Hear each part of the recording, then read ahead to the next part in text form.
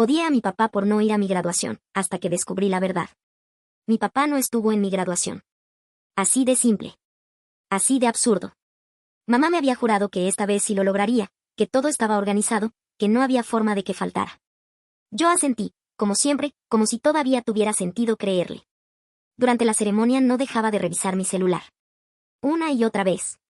Como si insistiendo lo suficiente fuera a aparecer un mensaje suyo diciendo que estaba llegando, que se había retrasado, que ya casi. Nunca llegó. En un momento levanté la vista hacia el público y lo busqué por pura costumbre. Ese reflejo que no se quita, aunque ya sepas lo que vas a encontrar. O lo que no. No estaba. Sentí ese vacío raro en el pecho.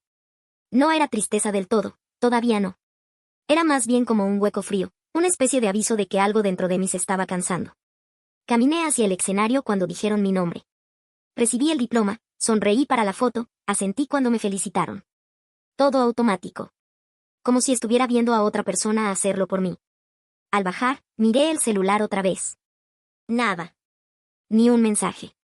Ni una llamada. Ni siquiera una excusa. Cuando encontré a mi mamá entre la gente, evitó mirarme directo.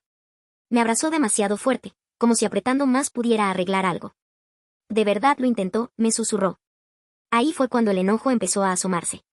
No explotó, pero ya estaba ahí, respirando conmigo. En la fiesta, todo se volvió más incómodo. ¿Y tu papá? Preguntaban. Una y otra vez. Claudia respondía antes de que yo abriera la boca. Tráfico. Trabajo. Un problema con el carro. Cada versión un poco más forzada que la anterior. Yo la veía inventar sobre la marcha, sosteniendo algo que claramente ya no se sostenía. Y lo peor era que ella lo sabía. Paula me tomó del brazo y me llevó aparte. ¿Estás bien? Solté una risa corta, seca. Lleva haciendo esto desde que tenía 7 años. Y no era exageración. Se perdió mi final del campeonato. Se perdió el debate donde gané primer lugar. Se perdió mi cumpleaños número 18 el año pasado. Siempre había algo más importante. Esa noche, cuando todos se fueron y la casa quedó en silencio, me senté sola frente a mi diploma. Lo miraba como si fuera la prueba de algo, pero no sabía bien de qué. Mamá intentó hablar. Oh, Juliana, yo. Guárdatelo, la corté, sin mirarla. Ya sé todo lo que vas a decir. Tomé mis llaves antes de que pudiera insistir. No tenía ganas de escuchar otra explicación reciclada. Salí sin decir a dónde iba. Ni siquiera lo pensé demasiado. Solo manejé. Terminé en el patio de juegos de mi escuela primaria, como si mi cuerpo hubiera decidido por mí. Me senté en uno de los columpios, el mismo de siempre. El metal estaba frío, y el ruido de las cadenas sonaba igual que antes. Ahí era donde papá me empujaba cuando era niña. Antes de que el trabajo empezara a ocuparlo todo. Antes de que dejara de estar. Antes de que se convirtiera en una voz ocasional a las 2 de la mañana. Me quedé ahí un buen rato, moviéndome apenas, con los pies rozando el suelo. Pensando en nada y en todo al mismo tiempo. No lloré. Eso era lo raro. No había lágrimas. Solo una presión constante en el pecho, como si algo se estuviera acumulando sin encontrar salida. Cuando regresé a la casa, ya era casi medianoche. Y ahí estaba. El carro de mi papá. Me quedé un segundo dentro del mío, mirándolo, como si fuera una especie de ilusión. Como si al parpadear fuera a desaparecer otra vez. Pero no. Entré. Los encontré en la cocina. Papá estaba sentado en la mesa, con la cabeza entre las manos. Había papeles por todas partes, desordenados, arrugados, algunos doblados como si los hubiera apretado con rabia. Mamá estaba a su lado, con los ojos hinchados, claramente había estado llorando. Él levantó la mirada cuando me escuchó entrar. Se veía distinto. No era solo cansancio. Era algo más profundo. Tenía la cara apagada, sin corbata, la camisa arrugada como si llevara días con ella puesta. Siento haberme perdido tu graduación, dijo. Directo. Sin rodeos. Me crucé de brazos, apoyándome en el marco de la puerta. Esperando. Esperando la excusa. La de siempre. Pensé que esta entrevista cambiaría todo, continuó. Sus manos temblaban ligeramente mientras buscaba algo entre los papeles. Sacó una carpeta y me la extendió. No me moví al principio. Luego la tomé. Dentro había una carta. La leí en silencio. Rechazo. Fechada esa misma mañana. La empresa había elegido a otro candidato. Sentí algo raro en el estómago, pero no dije nada. Todavía no. Mamá habló entonces, con la voz baja, casi rota. La empresa de tu papá empezó a despedir gente hace 6 meses, dijo. Él era el siguiente. Levanté la mirada.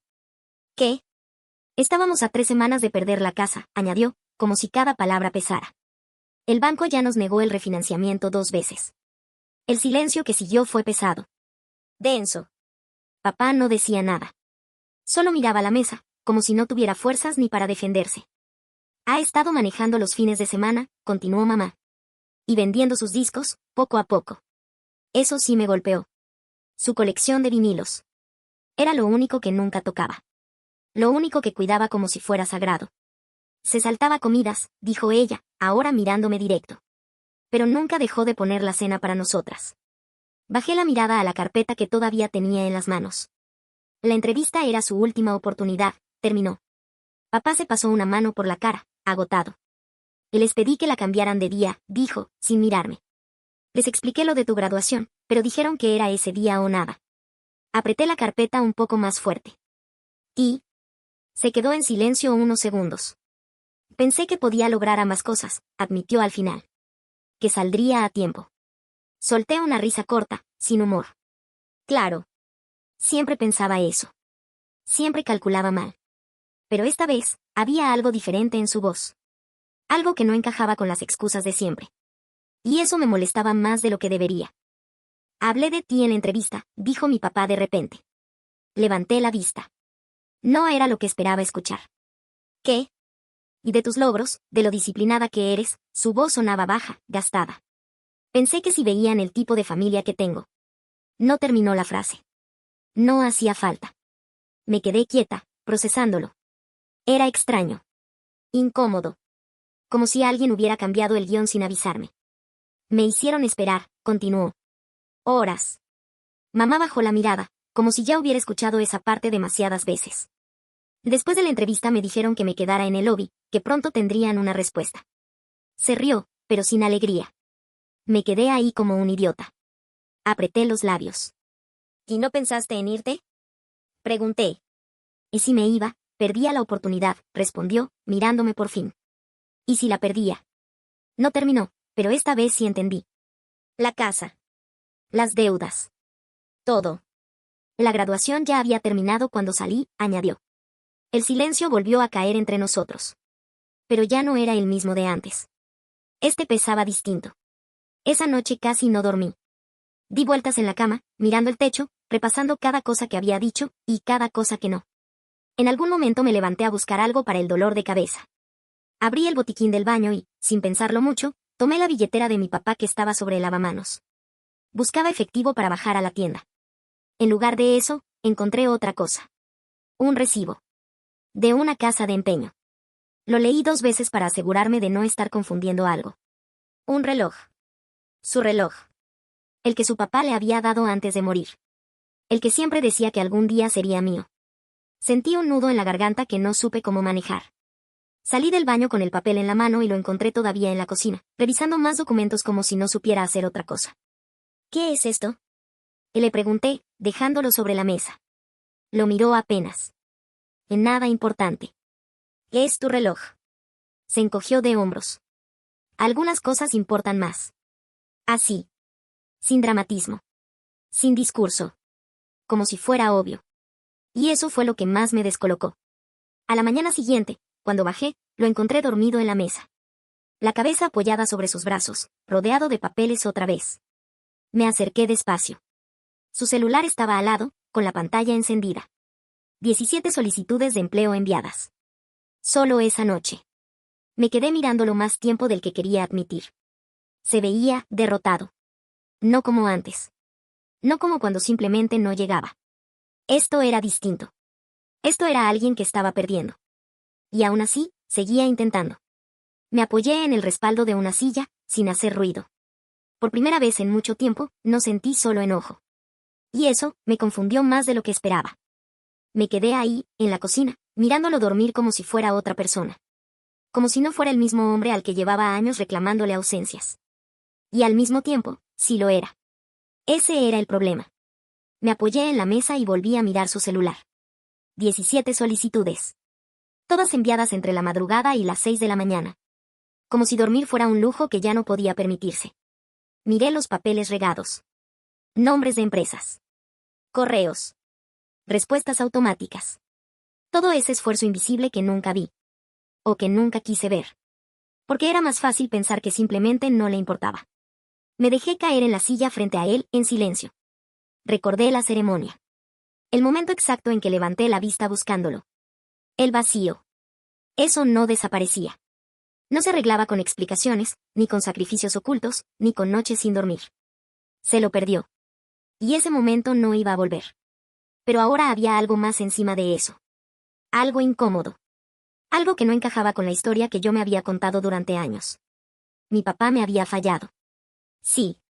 Pero el mundo lo estaba aplastando a él de una forma que yo ni siquiera había notado. Y eso no lo justificaba, pero tampoco lo hacía tan simple. Se movió un poco en su asiento, como si el cuerpo ya no le diera más, pero no se despertó. Me quedé mirándolo un rato más. Luego me levanté, agarré una de las mantas del sofá y se la puse encima con cuidado. Ni siquiera sé por qué lo hice. Tal vez por costumbre.